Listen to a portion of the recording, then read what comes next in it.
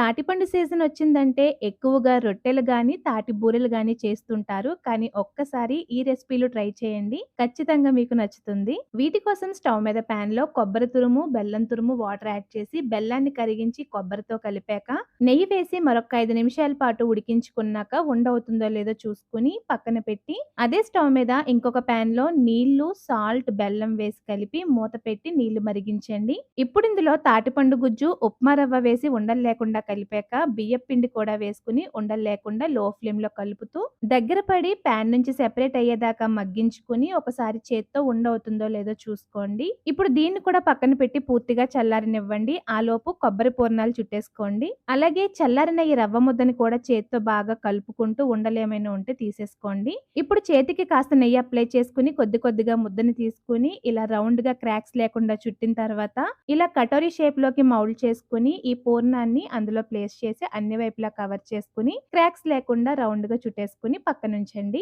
ఇప్పుడు వీటిని కాగుతున్న నూనెలో వేసుకొని అన్ని వైపులా ఎర్రగా వేగనిచ్చి ప్లేట్‌లోకి తీసుకోండి. ఇవి పైకి క్రిస్పీగా లోపల స్పంజీగా సూపర్ ఉంటాయి. ఒకవేళ మీరు ఆయిల్ ఫుడ్ వద్దనుకుంటే స్టీమర్‌లో నీళ్లు పోసి మూత పెట్టి నీళ్లు మరిగించండి. ఆలోపు నానబెట్టుకున్న బాస్మతి రైస్‌లోని వాటర్ అన్ని వంపేసి బియ్యాన్ని ప్లేట్‌లో పల్చగా పరిచి ఈ ఉండకి బియ్యాన్ని అన్ని వైపులా అద్దిన తర్వాత గ్రీస్ చేసుకున్న ఇడ్లీ ప్లేట్‌లో పెట్టుకొని స్టీమర్‌లో ప్లేస్ చేసి అరగంట పాటు లో ఫ్లేమ్‌లో స్టీమ్ చేసి తీసుకోవడమే. తింటుంటే సాఫ్ట్‌గా భలే ఉంటాయి. వీటిని కూడా ట్రై చేయండి.